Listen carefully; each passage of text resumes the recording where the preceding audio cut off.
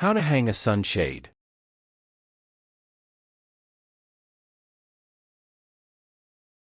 A shade sail is a stylish and functional outdoor structure designed to provide sun protection and enhance the aesthetic appeal of outdoor spaces. Usually made from a durable, UV-resistant fabric, these sails are propped between anchor points, creating a canopy that offers relief from the sun's intensity.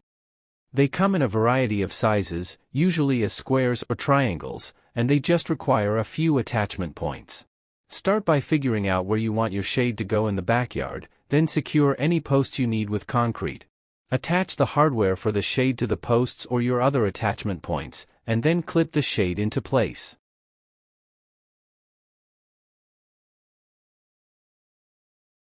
Welcome to Best Choices. This video will tell you how to figuring out placement, installing posts, and attaching the sun shade. Now let's talk about the process. Things you'll need. 1. Posts. 2. Sunshade sail. 3. Concrete mix. 4. Drill. 5. Coach bolts. 6. Fascia support bracket. 7. eye-lag screws or eye bolts. 8. Bolts.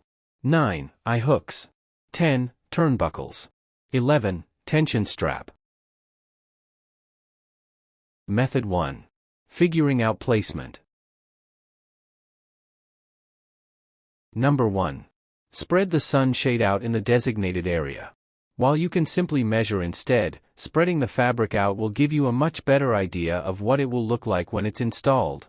You can move it around and adjust where you want it to go. Keep in mind you can install sun shades at an angle from the ground, which will reduce some of the width or length of the shade, depending on how you angle it. Number 2. Determine where you will attach the shade. You can attach your shade to standing structures, such as the house, a shed, or even a sturdy tree branch. If you don't have these options, you'll need posts to attach the shade to. Lay these out to make sure they'll fit where you want them to go. Try 10 feet, 3.0 meters, pressure-treated wood posts that are 6 by 6 inches, 15 by 15 centimeters. You can also use 5 by 5 inches, 13 by 13 centimeters, steel posts. Steel will last longer but costs more. The area you need for the shade will be slightly larger than the fabric looks when just laid out. You'll create tension when attaching the shade, which will stretch it out. Plus, you need to add extra space on the ends, where you will use the shade hardware to attach the shade to the posts. You'll need a space that's about 10% bigger than the shade itself. For instance, if one side of your shade is 6 feet, 1.8 meters, then the gap at each of those corners should be about 0.6 feet, 0.18 meters. Number 3. Mark the points where you want to place posts. You can use spray paint on grass to mark the area. Alternatively, make an X in the ground with a small spade so you can find the spot again later. Another option is to set rocks where you are planning to put the posts. Number 4. Decide how high you want each corner of the shade to be. You can simply stretch the shade so it's the same height across the yard, if that's your preference. You can also vary the height a little, going from higher at one end to lower at the other. It all depends on your preference. Angling the shade can provide some wind protection. You need to decide on heights now, so that you get posts that are the correct size. Number 5. Call your local city officials before you dig. When you dig in your yard, you need to have the area marked first. City officials will come out and mark gas, water, and power lines that are buried beneath the ground so you don't hit them. Adjust the area as needed once the lines are marked. Did this video help you? Let's comment below, yes or no.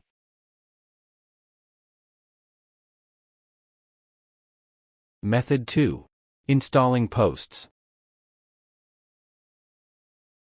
Number 1. Dig holes for the posts. The easiest way to dig the holes is to use a post hole digger. Some are manual and others are automated, but either one will work. Just be sure to pick one that is larger in diameter than your posts by several inches/centimeters. You can rent or buy post hole diggers at your local home improvement store. Digging posts holes with just a shovel is very difficult, as you will have trouble getting to the depth you need while keeping the hole relatively narrow. Dig the holes at least 3 feet (0.91 meters) deep, though it's even better to make them 1/3 of the full length of the pole. Therefore, if you have posts that are 12 feet (3.7 meters) tall, you should dig down about 4 feet (1.2 meters). If you're having trouble getting the soil out, wet it down and come back the next day. The soil will be softer and easier to dig out. Number 2. Make the base with gravel and concrete. Pour gravel into the hole until it reaches about 4 inches (10 centimeters). Pour in concrete on top of the gravel, filling in another 4 inches (10 centimeters) or so. Adding this mixture in first makes it easier to balance the posts, as you are creating a solid base. Number 3. Screw in coach bolts near the bottom of the posts.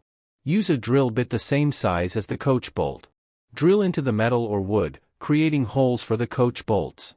Screw the bolts into place, and secure them with a washer as needed. You'll need washers for sure if you're using metal posts. It's okay to let the concrete dry a little while you're putting in the coach bolts, as it is forming a solid base for the posts. The coach bolts provide leverage to help keep the posts in place. Use a drill bit made for the material you're drilling into. Go slow and steady when drilling. If you push down too hard, you can break the bit or crack the wood. Number 4. Drop the posts in the holes. Push the posts down into the holes. Use pieces of wood to prop them up so they stand up straight. Check to see if the posts are standing up straight by using a level. The side with the coach bolts should go down in the hole. Number 5. Pour the concrete into the post holes. Use a shovel to pour the concrete into the hole. You can also pour it straight from a bucket if that's easier for you. Try to pour it evenly all around the post. Stab the concrete in the hole with your shovel to make sure it's packed down without air holes. If you run into any dry portions in the concrete, don't put that in your post hole. It will create weak spots. Number 6. Level off the top of the concrete with a spatula or trowel. The top of the concrete will be visible. Take off the excess so it looks nicer, and then smooth it out. Run a concrete spatula over the area to create a smooth surface. If you move the braces to pour in the cement, put them back in place to hold up the post while it dries. It will take at least a day for the concrete to dry. Leaving it for 2 days is even better.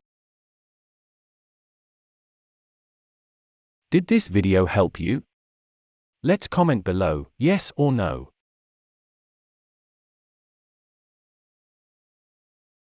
Method 3. Attaching the sunshade. Number 1. Install an eye-lag screw or an eye bolt at the height. Install an eye-lag screw or an eye bolt at the height you want to hang the sails. Use eye-lag screws for wood or eye bolts for metal. Start by drilling into the post, using the same size drill bit as your eye-lag screws or eye bolts. Screw the eye-lags or bolts into place. You'll likely need a ladder to reach where you want to install the hardware. Add a washer on the back if you're using eye bolts. Number 2. Install the hardware on other attachment points if you're using them. If you're attaching it to your house, you'll need to add a fascia support bracket. The fascia is the band that runs right under your roof. A bracket helps reinforce the area so the shade doesn't put too much pressure on the fascia. The bracket goes behind the fascia on the rafters in between the house and the fascia. It has a piece that goes through the fascia, which is where you will screw in an eye hook. Drill from the back of the fascia with a small drill bit, using the bracket as a guide. Drill from the front with a larger drill bit. Stick the screwing mechanism on the bracket through the fascia so it comes out the front. The bracket should be flat against the rafter on the other side. Drill through the rafter with a 0.5 in, 1.3 centimeters, drill bit in 2 places, going through the holes on the bracket. Stick 0.5 in, 1.3 centimeters, bolts through the holes, and secure them with washers on the other side. Screw in the eye hook on the front of the fascia. Number 3. Attach the turnbuckles and snap hooks or carbines to the sail. A turnbuckle is a device that lets you adjust tension. Use snap hooks or carbines to attach it to the corners of the sail. The corners of the shade should have grommets or steel rings in place. Just attach the hook to the turnbuckle, and then slide it into place over the corner of the shade. For one corner, it's sometimes better to use a tension strap. This corner will be the last one you put on. A tension strap is just a stretchy piece that you'll use in place of the turnbuckle. You can find them at hardware stores, but one may also have come in your shade hardware kit. Number 4. Hook the corners onto the posts. Slip the hooks on the other side of the turnbuckle into the eye attachments on the posts or your house. Leave one corner unhooked while you adjust the tension on the others. Turn the turnbuckle to increase the tension on the attached corners. If you're having trouble attaching a corner because it's not long enough, you can add a couple of carabiner hooks to make it longer. Number 5. Secure the last corner by stretching out the tension strap. The last corner should have a tension strap instead of a turnbuckle. That's because it will be harder to put it in place than other corners, due to the tension you've already created. Stretch the shade out, and hook it on the last eye attachment. Did this video help you? Let's comment below, yes or no.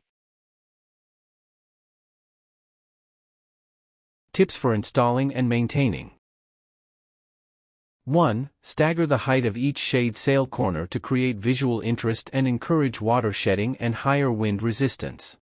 2. Add supplemental steel wire to a corner to extend the reach of the connecting hardware. 3. Increase the strength and tension of your shade sail by swapping the components of standard shade sail kits with stronger alternatives such as thicker stainless steel D-ring shackles, beefier, locking turnbuckles, and steel wire. 4. Stagger several smaller shade sails in complementary shades rather than opting for one large shade sail. 5. Take your shade sail down during the winter to protect it from the elements, especially in areas where it snows. 6. Check the tension on your shade sail regularly to ensure it doesn't begin to stretch and sag. Did this video help you? Let's comment below, yes or no.